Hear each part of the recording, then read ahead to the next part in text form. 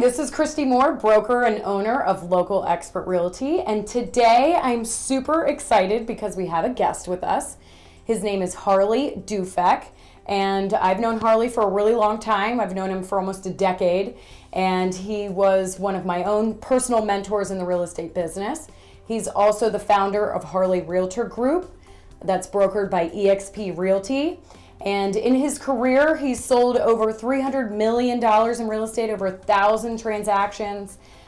He also has fixed up houses on his own and knows a lot, not just about real estate, but also about construction and process. So today I wanted to talk to Harley about bulletproofing your real estate transaction.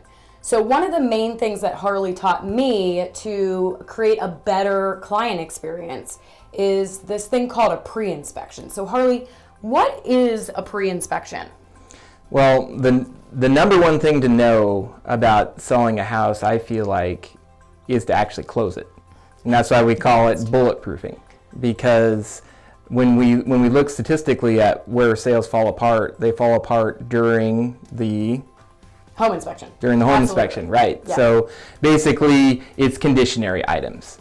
Okay, so why would we pre-inspect? What is a pre-inspection? Well, we call a pre-inspection or a condition report on a property for a seller when we're representing the seller is to put all the chips on the side of the seller that we can, because we're representing the seller's interest. So we call it a pre-inspection because it's much like a buyer's inspection that you would get if you were a buyer buying a house. You would get an inspection done before a house that you bought, and that's common sense to do. But not a little known thing is to have the seller actually conduct what we call as a pre-inspection prior to listing their house actively on the market. Now, why would you do one? Well, there's a few things, and I already hear it now from a lot of people, and we talk about this all the time. Too expensive. Why would I spend the money? Too expensive. Like, why would I disclose all this? You know, sometimes sellers aren't too forthcoming on things. Well, there's a lot of reasons for this. Number one is to help lubricate the gear of the sale, to make sure that it goes through. That's number one, because we don't want things falling through just for either ticky-tack items, that'd be a real shame, or heaven forbid something big that we just didn't know about. So what we do to protect against that is the pre-inspection. So we're doing what's called is room by room. Okay, we go through everything, and so we're looking for a few things. We're looking for anything that's broken or deferred maintenance items. Okay, so and these are case by case. Obviously, then they're going to fall into several camps. One of them is going to be just your run-of-the-mill ticky-tack items, like little tiny stuff, squeaky like doorknobs, cover plates, just real minor stuff, minor paint scratches, things like this.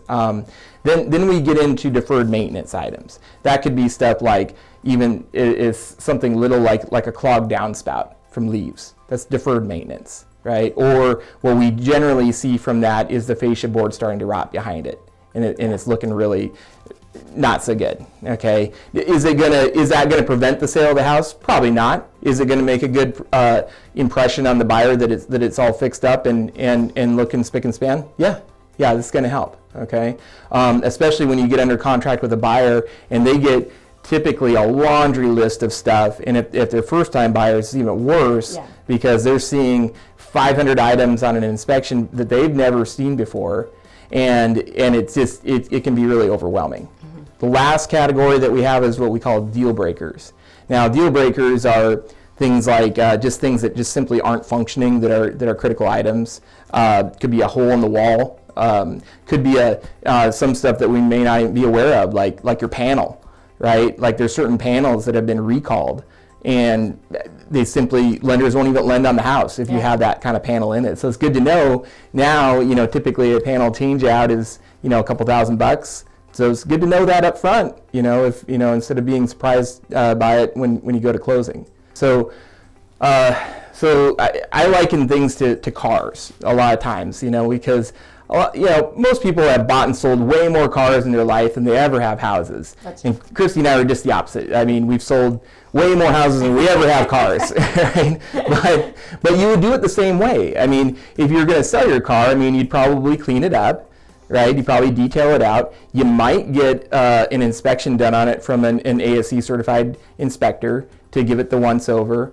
But let's take a typical example, okay? And let's do this in terms of a negotiation. All right. Let me sell you my car. Okay. So my car is outside right now, and Kristy, I just want you to know that it's $10,000. I want $10,000 for the car. I've had the whole thing looked at by a mechanic. In fact, here's an inspection report of the whole thing. There's a bunch of deficiencies on there. I fixed them all. In fact, there was one thing I didn't fix. It was one bald tire on the car, but I've taken that into account on the price.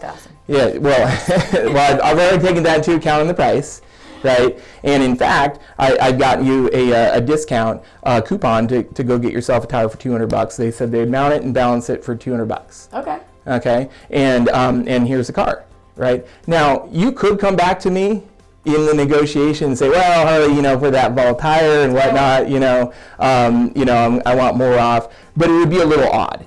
It'd be a little odd because I've already expressed it. I've already disclosed this. I've already said, hey, I'm not fixing it, but here's a coupon for you to go get it done yourself. Here's the price. Way better situation than if I just said, hey, it's $10,000 for the car. Oh, is there anything wrong with it? Nope, nothing's wrong with it. It's in good shape. And then you go find out there's a bald tire. And guess what? You're going to want $500 off, at least, for that tire, because you got to go take care of it and you discovered it. Well, and isn't there something called like certified pre-owned? Like, don't those cars sell for more when they have been inspected and taken care of versus like just buying a car, like you said, as is off a lot?